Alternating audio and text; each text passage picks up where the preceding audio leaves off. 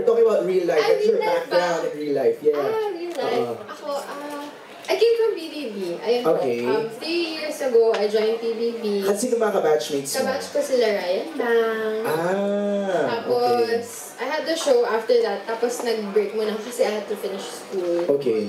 Tapos, ayun. Ito, I'm so happy. I'm so blessed. You're Filipino I'm and half Filipino, half Japanese. Japanese. Ayun. Ayun. Thank you, Hazel. Si Alex dati may follow-up question pala. I have 2 questions. One for Janelle. Janelle, I'm sorry. Kanina kasi nabanggit mo na wala kang pressure sa pag-artista mo because your mother is nasa States, ikaw naman nasa movies. Pero was there a time na sinabi mo sa mother mo na you want also to try theater pero ayaw mo? Wala naman po siyang inaayawan sa mga gusto ko. She supports whatever I want. Pero ang sabi ko sa kanya, siguro theater, I want to try in the future pa. Ayoko pa pumunta. Okay. So, para kay Direk Ronnie, sa tingin mo, Direk, makaka-level kaya ng Oh My G o malalampasan pa nito ang haba ng itinagal ng Be Careful With My Heart? May pressure ba? Only God knows. Ay! Quote yun, ha?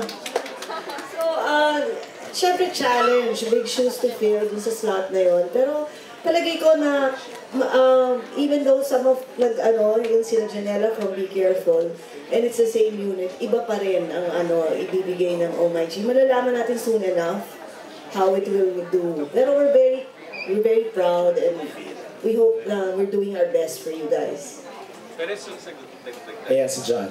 Ako siguro gusto kong idagdag is, ang wish ko, o naming lahat, sana kung paano tinangkilik ng audience yung Be Careful With My Heart, itangkilik din niya yung Oh My G bilang kapamilya. So, para masaya lahat.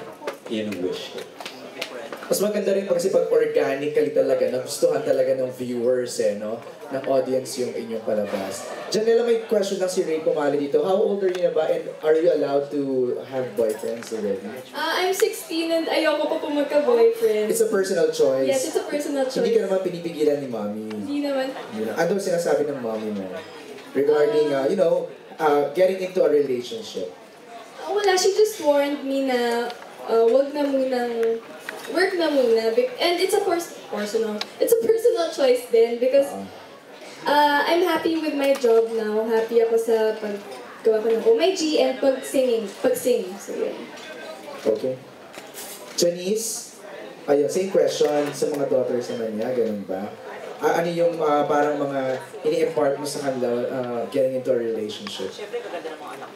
Ano ba ini-impart ko sa kanila? Sinasabi ko lang sa kanila to think first, di ba? Na mahirap. Ano ba? Yung censorable ba sasabihin ko? Yung hindi naka-censor. From the heart. Yung from the heart.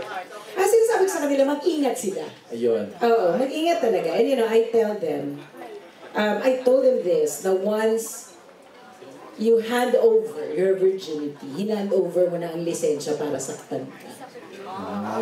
Di ba? Di ba? Yun agad. Kasi totoo yun, di ba? Aminin. Oo. Yun, ganun ako. I'm very blunt with my kids kasi wala akong time magpasikot-sikot. Kailangan bigay mo na yung totoo, huwag na yung pa-sweet.